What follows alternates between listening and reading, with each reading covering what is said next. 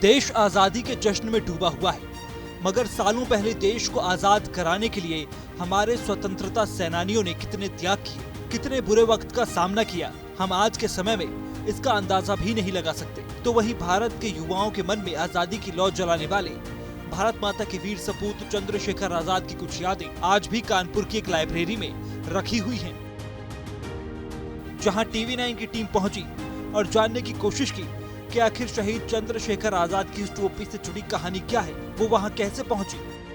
15 अगस्त यानी कि आज़ादी का पर्व। हम लोग ने उस दिन को तो नहीं देखा है, लेकिन आज भी जब आज़ादी की बात करते हैं तो हमारे रोंगटे खड़े हो जाते हैं। उस समय कितने ऐसे लोग थे जो कि जाबाज थे, शहीद हो गए इस देश को आज़ाद कराने के लिए, और उसी में से एक नाम था चंद्रशेखर आज़ाद। उनके नाम में ही आज़ाद था। हम इस समय कानपुर की अशोक लाइब्रेरी में मौजूद हैं और यहाँ पर तकरीबन 100 साल पहले चंद्रशेखर आज़ाद की एक टोपी रखी हुई है। ये वो चीज़ें हैं जो कि देखने पर आज भी हमें पता चलता है कि जब उस समय के जो जाबाज थे उन्होंने क्या क्या किया होगा इस आज़ादी को पाने के लिए। हमारे पीछे वो टोपी है जो कि यहाँ पर काकोरी कांड के बाद जब चंद्रशेखर आज़ाद आए थे तब उन्होंने इस टोपी को यहाँ पर छोड़कर उसके बाद गए थे। लाइब्रेरी के केयर टेकर प्रदीप द्विवेदी बताते हैं कि शहीद चंद्रशेखर आजाद कानपुर आया जाया करते थे और लोग तो यहाँ तक कहते हैं कि वो मूल रूप से कानपुर के ही थे। यहाँ पर उस समय एक विधायक हुआ करते थे जिनका नाम नारायण प्रसाद अरोड़ा था।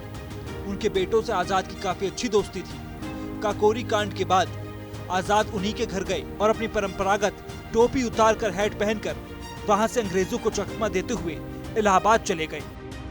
हमारे साथ मौजूद हैं प्रदीप द्विवेदी जी, जो कि यहाँ के इस अशोक लाइब्रेरी के कर्ता धर्ता हैं। उनसे बात कर लेते हैं।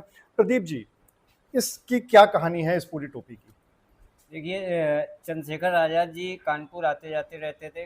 खूब कानपुर में उनका संपर्क था और मूल रूप से अगर ये कहें तो चंद्रशेखर आज़ाद जी कानपुर के ही थे। ना वो बदरका के थे ना झबुआ के थे। जन्म स्थान उनका कानपुर है। इसका प्रमाण मेरे पास है, मैं अभी आपको दिखाता हूँ। नारायण प्रसाद जी अरोड़ा कांग्रेस के लीडर थे और आज़ादी की लड़ाई में काफ़ी उनका सहयोग रहा। 12 साल अंग्रेज़ों के टाइम में वो विधायक रहे थे, अपने आप में बहुत बड़ी बात थी। उनके यहाँ ये आते थे, उनके बेटों से इनकी मित्रता थी।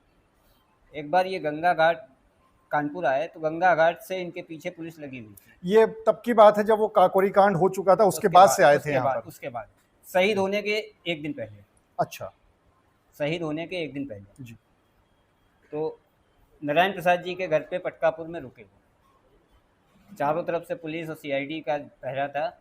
इन्होंने अपना हुलिया बदला, कुर्ता पैजामा और टोपी छोड़ के उनकी हैट और कोट सूट पहन के पीछे के दरवाजे से निकल गए। अंग्रेज़ देखते रह गए, कौन गया कहाँ गया नहीं मालूम हुआ। फिर अगले दिन वो इलाहाबाद पहुँचे। इलाहाबाद में उन्होंने अपने आप शहीद कर। बताया ये भी जाता है कि ये टोपी जब तक शहीद चंद्रशेखर आजाद के पास रही तब तक उनका कोई कुछ नहीं बिगाड़ सका था।